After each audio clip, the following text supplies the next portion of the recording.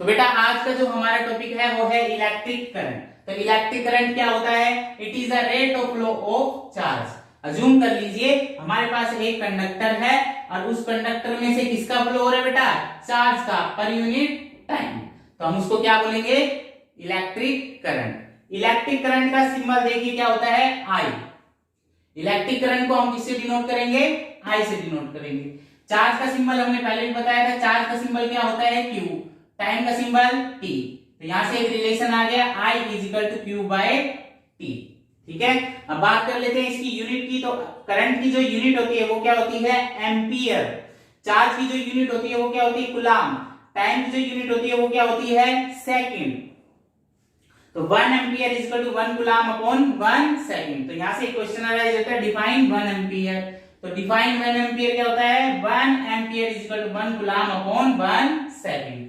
अब इसकी यूनिट क्या होती है? एसआई यूनिट क्या होगी? एम्पियर।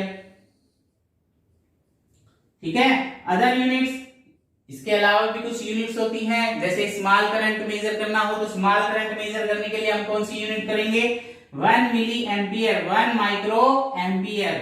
ये मिली एम्पियर, ये micro ampere. Milli ampere is equal to 10 की power -3 ampere. 1 micro ampere is equal to 10 की पावर -6 एम्पियर।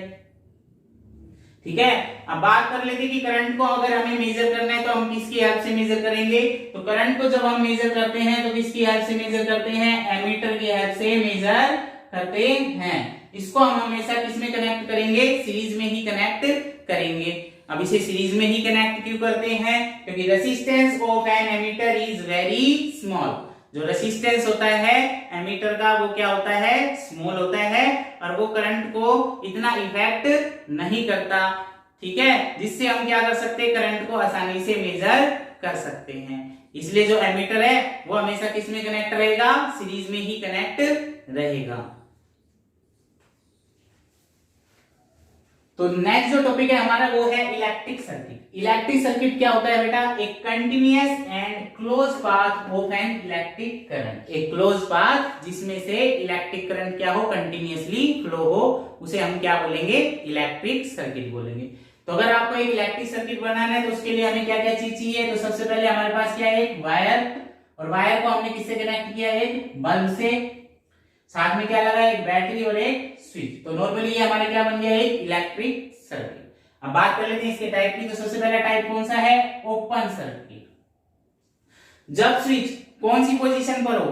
ऑफ पोजीशन पर। ये कौन सी पोजीशन है? Of position. तो सर्किट के बीच में क्या आ जाता है?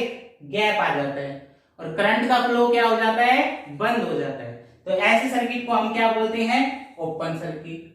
अब बात कर लेते हैं क्लोज सर्किट की। जब स्विच कौन सी पोजीशन पर हो? ऑन पोजीशन पर। जब स्विच कौन सी पोजीशन पर हो? ऑन पोजीशन पर। तो सर्किट के बीच में किसी भी तरह का गैप नहीं रहता और करंट क्या करेगा? कंटिन्यूअसली फ्लो करेगा, जिससे बल्ब क्या हो जाएगा? ग्लो हो जाएगा। तो ऐसे सर्किट को हम क्या बोलेंगे? Close circuit. तो हम बात कर लेते हैं कुछ कंपोनेंट्स की और उनके सिंबल्स की, जो इलेक्ट्रिक सर्किट में कॉमनली क्या होते हैं? यूज होते हैं। तो सबसे पहले हम देखते हैं इलेक्ट्रिक बल्ब। ठीक है, तो ये इलेक्ट्रिक बल्ब का सिंबल है। अगर बल्ब ग्लो हो रहा है तो इस तरीके का सिंबल, अगर बल्ब ग्लो नहीं हो रहा है तो ये सिंबल। ठीक है, उसके बाद बात करते हैं हम रेसिस्टेंस। तो ये किसका सिंबल है? रेसिस्टेंस का। नेक्स्ट जो है वेरिएबल रेसिस्टेंस। अब वेरिएबल रेसिस्टेंस का सिंबल क्या होता है? इस तरीके का सिंबल होता है। वेरिएबल मींस जिसकी वैल्यू क्या हो जाए?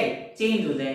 ठीक है, जिसको हम क्या कर सके? चेंज कर सके, उसे हम क्या बोलेंगे? Variable resistance. तो ये कौन सा हो गया? Fix resistance.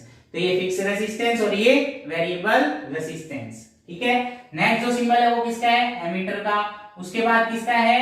वोल्टमीटर का।